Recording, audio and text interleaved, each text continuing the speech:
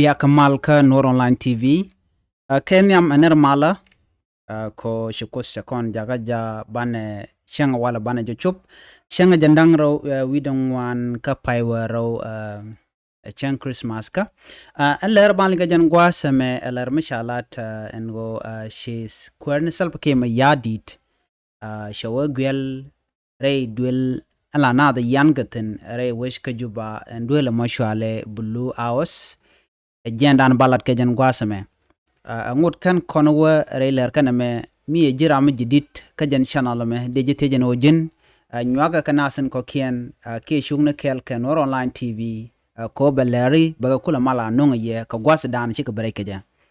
an ler ban linga jan gwasame ngo ci korsal pake ma yadit shawere ite jen ka blue hours ke duelen dini jan ajan duelen men mi guyena mo chala do shawa ka changa jandaro wi diok ka jan pae me shaw geltin ban je kula lada gwa ngu mu we gel ka je ki ngu mala rode re we ka juba ban je linkel shirkamen shaling na won chala de no chkwar ni self kem yadi shaw gel ka blue hours en blue hours a duel en la na the yangatin ki de larbano a duel malanetin kontla jidwiri ki ne de kon la jitter kornesal pake ma yadit kan nasen koni duer diti kan kala la ka yangatin rewech ka juba blue hours ngai ke je janlada mo lat ka tino chala do reide bo la netin wan long ki chuina reide netin wan long wa chojen chuina ka jere je mi ko naz to wala ka lat ke jek dwai ke ki piem ka ki lat ke jek long reje mi chala do jen duela mo la ka lat ke jektono ci self ke ma yadi chokulo gwel reje mi ban je kula linkel chala de no ka shanga jandara wi diok ke jen pai weraw ame ki to ko ne ka chanka wel bene ka shanga jandara wi diok ka pai weraw chala do la ti ke tum wante lat ko rodien minyodo la kume la je dia yat ka mai ki la ko la je dia woke mnyuzo awala netung wala widien la te shunga ka paiwaro ko jen rone dane tu koro de je ka ron kin dara wido wel jok e shiwa mnyudo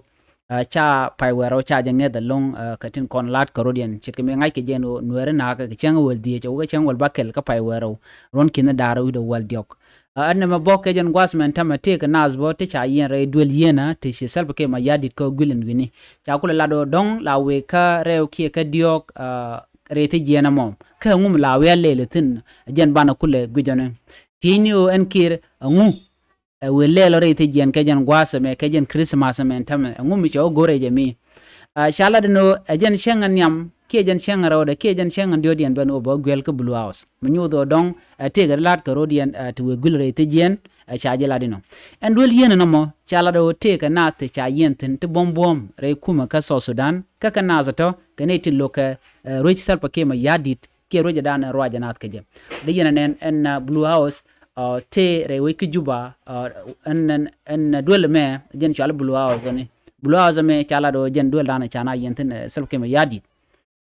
chaw jen jo gwelten en re duel mo watero ti gweke dong ti salpa ke ko latten re duel mo menyam chaw gweke jo jen bodera ulano de nasen koni che yendera ko dweke dera ko piem ke dera ko mo ka got bag ko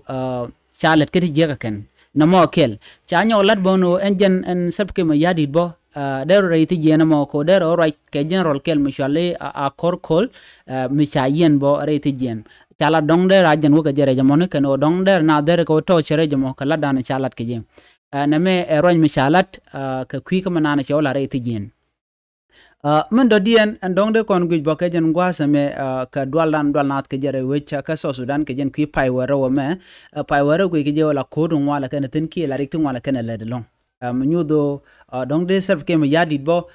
dong de rete jen ko benasen kon rete jen ba ko laler ka tin kon lat ko rodien ki ka duptin kon tin to ka jen gwasa me en gele wore te jen gele ka ro shirgamen shaleng o ranjen ka jen rol tin je yen ke jen weto chereke ki wala ne ke jegre jemi wa karodin kontin ge ke welat blue hours wa chu na rede ko na de tin kana te cha kume serpe ke me yadi cha janok na me jele dan yele jen gwas me mi jiram jidit ke jen channel me gorno jen biden wa kana sen ko kien ko de lare de kan kulu shop gonatin gor kon ke de ko tin jen gwas dan de kon chong tin gore bi nyu kana ko kien ka ku subscribe biate kamal